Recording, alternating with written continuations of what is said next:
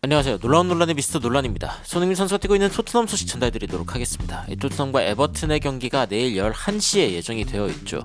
그런데 이 경기를 앞두고 여러 가지 이야기들이 나오고 있습니다. 특히 토트넘이 조금 더 지루한 팀이 되어야 한다라고 이야기를 하면서 손흥민 선수의 역습에 대한 이야기를 꺼내 화제가 되고 있는데, 어떤 이야기들이 현재 이 토트넘과 에버튼전에 대해 나오고 있는지 바로 들어가 보시죠.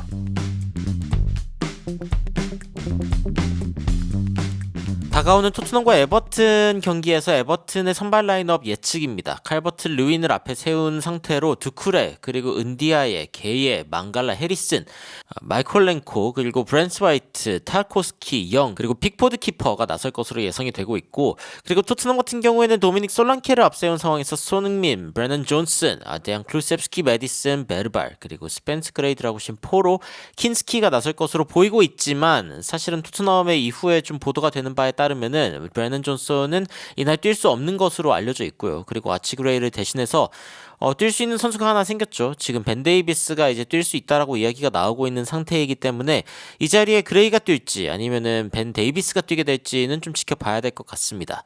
벤 데이비스가 돌아올 수 있다라는 이야기가 나왔고, 그리고 브레넌 존슨, 비수마 같은 경우에는 뛰기 어려울 것 같다라는 이야기가 지금 나오고 있기 때문인데, 일단 비수마는 라인업에 없기 때문에 뭐 그렇다 치더라도 아치그레이와 제드 스펜스 조합이 지금 손흥민 선수를 굉장히 힘들게 했었다라는 지난 경기에 어떤 분석들이 있었습니다. 특히 두 선수가 서로 공을 주고받으면서 뒤로 가다가 뒷걸음질 치다가 뭐 킨스키 키퍼에게 주다가 결국에는 이제 그 사이드라인 쪽으로 나가버리고 상대방에게 이제 그 주도권을 내줘버리는 그런 상황들이 이 자리에서 굉장히 많이 발생했죠. 그래서 어쩔 수 없이 손흥민 선수가 이들의 백업을 봐주기 위해서 내려오는 상황들이 너무 자주 발생하다 보니까 그게 굉장히 큰 문제가 됐었습니다. 아스날전에서 특히 그랬고, 근데 이 선수들이 그대로 뛰는 게 아니라 만약에 이제 조금 더 경험이 있는 그런 벤 데이비스가 이쪽으로 올 수 있다라고 하면 손흥민 선수에게도 좀 좋은 소식이 아닌가라는 생각이 듭니다. 토트넘과 에버튼의 경기, 과연 양쪽이 몇 득점을 할 것인가라는 예측에서는 토트넘이 비교적 좀 더 많은 득점을 할 확률이 높다라는 이야기가 나오고 있고요. 그리고 가장 가능성이 높은 점수는 1대1 혹은 1대2로 토트넘이 이기거나 비기는 그런 시나리오가 일단 가장 많이 나오고 있습니다. 더 나아가서 뭐 2대1 혹은 2대2로 토트넘이 이제 이기거나 지는 그런 가능성도 있기는 한데, 일단 이제 그 가장 확률이 높은 그런 부분으로만 봤을 때는 토트넘이 이길 확률이 살짝 더 높다라고 여전히 이제 집계가 되고 있긴 합니다만, 요즘 토트넘과 확률이 무슨 상관이 있나라는 생각이 솔직히 들기도 합니다. 토트넘은 확률과 상관없이 자신만의 게임을 지속적으로 하다가 못 이길 만한 경기도 이기고, 그리고 이길 만한 경기도 지는 상황들이 너무 많이 발생하고 있기 때문입니다.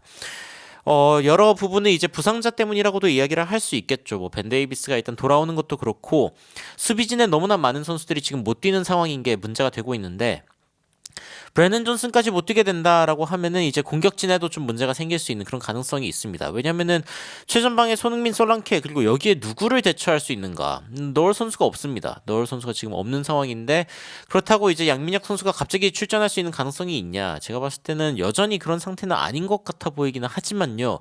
여하튼 지금 오른쪽 윙어 누가 뛸 건가? 그렇다고 클루셉스키를 다시 갖다 놓자니 클루셉스키는 중앙에서 너무 좋은 모습을 보여주고 있기 때문에 토트넘 입장에서는 좀 고민이 될 수 있는 그런 부분 중 하나가 아닐까라는 생각이 듭니다. 무어 선수가 뛰게 될까요? 이 부분은 좀 지켜봐야 될 것 같고, 다만 이제 그 외신에서 지적하고 있는 부분 중에 하나가 바로 손흥민을 필두로 한 역습입니다. 토트넘은 생각보다 역습에서 강력한 모습을 보여주고 있는데, 그러다 보니까 토트넘이 조금 더 지루한 경기를 해야 되지 않냐.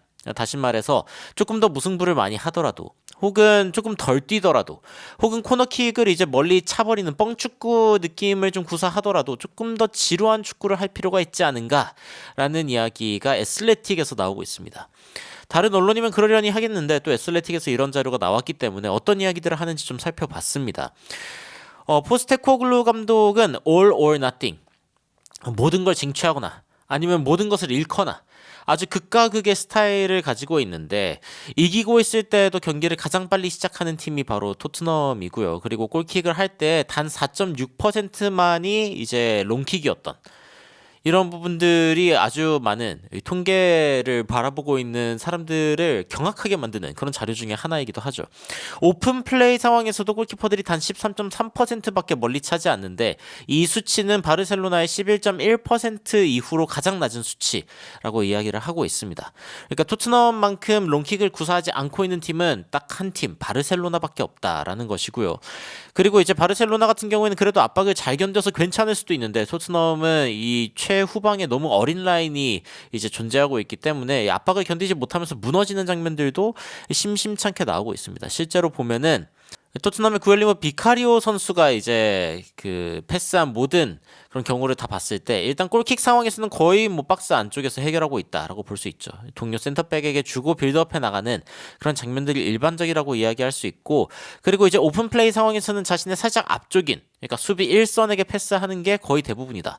바깥쪽으로 내준 공이 얼마나 있는가 봤을 때 뭐 10%가 채 안 되거나 이쪽에 오픈 플레이 쪽으로 봤을 때는 5%가 채 안 되는 그런 모습을 보여주기 때문에 얼마나 많은 그런 킥을 그냥 안쪽에서 그리고 굉장히 짧은 패스를 하고 있는지를 알 수 있는 그런 대목 중에 하나입니다.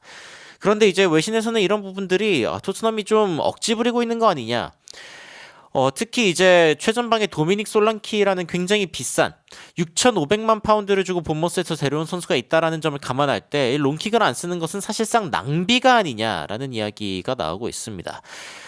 게다가 이제 이것만이 낭비가 아니라 이제 그 최전방에서 솔랑키가 살짝 해리케인과 비슷하게 뛸 수 있다는 점을 감안할 때 굉장히 체력적으로, 그러니까 굉장히 그 몸을 써가면서 공을 따낼 수 있는 선수 중에 하나이기 때문에 이 솔랑키가 얼마나 이 헤딩을 잘하는지 이런 부분에 대한 이야기가 나오는데, 이게 토트넘은 아스날전에서는 단 7번의 패스를 받는, 그러니까 얼마나 솔랑키를 향해서 패스가 가지 않았는지를 알 수 있는 그런 부분 중에 하나이기도 하고, 그리고 공중볼을 썼다면 조금 더 많은 패스들이 솔랑키에게 왔을 텐데 너무 지공을 이제 강조하다 보니까 지금 솔랑키가 거의 제대로 못 쓰여지고 있는 것 아니냐라는 이야기가 나오고 있습니다. 사실 6,500만 파운드나 주고 사온 선수라면은 조금 더 알차게 쓸 필요가 있는데 그러면은 헤딩을 좀 써야 되는 게 아니냐라는 게 이제 첫 번째 이유고, 게다가 솔랑키가 낭비되고 있다라는 주장이 더 이제 심해지고 있는 이유 중에 하나는 단 하나의 골밖에 지금 헤딩골을 못 넣었다는 점입니다. 도미닉 솔랑키가 헤딩에 강점이 있는 선수인데도 불구하고 이번 시즌 내내 단 하나의 헤딩골을 넣었다라는 것이 이제 문제가 되고 있는 거죠. 게다가 토트넘은 좀 이상하게도 항상 1대0으로 지는 상황에서 상대방을 쫓아가는 그런 상황이 홈에서 자주 발생하고 있는데, 그러다 보니까 이제 지고 있는 상황에서 승점을 따낸 경우가 35점이나 되는, 그러니까 굉장히 높은 점수입니다. 그런데 이기고 있는 상황에서 가장 많은 점수를 내준, 승점을 내준 팀도 바로 토트넘 38점을 내줬습니다. 그래서 이기고 있는 상황에서 잃은 승점과 지고 있는 상황에서 결국에는 따낸 승점의 수가 거의 비슷한, 서로 거의 뭐 또이또이하다 전문 용어죠. 그러니까 어떻게 이 두 숫자가 거의 비슷한지를 보면은 토트넘은 정말 예측할 수 없는 팀이 되어버렸을 뿐만 아니라 좋은 팀이라고 하기 어렵다라는 이야기가 나오고 있는 겁니다. 꾸준하지 않다 라는 이야기가 많이 나오죠. 게다가 토트넘이 이제 최전방에서 공을 가져와가지고 공격을 하려고 하는 이런 모습들, 초반에는 굉장히 잘 통하는 듯 싶었는데, 그런데 이제 토트넘이 최전방에서 공을 잡아가도 상대방이 이제 조금 더 수비를 열심히 하고 토트넘에 대한 대비가 잘 되어 있다 보니까 이게 또 골로 이어지는 경우가 점점 더 줄고 있습니다. 그래서 아이러니컬하게 이 기사에서는 어떤 주장을 하냐면은, 현재 토트넘은 이게 계획인지 혹은 사고인지는 모르겠지만 excellent on counter attacks, 결국에는 역습에서 가장 좋은 모습을 보여주고 있다. 특히 이제 빠르게 이 역습을 진행해가지고 골을 넣은 경우가 10개나 되면서, 그러면서 이제 가장 많은, 이 리그 안에서는 역습으로 인한 골을 가장 많이 넣고 있는 팀이 바로 토트넘이다라고 이야기를 하고 있습니다. 그런데 상대방 진영에서 이제 공을 따내는 것도 두 번째로 높은 수치를 보여주고 있습니다.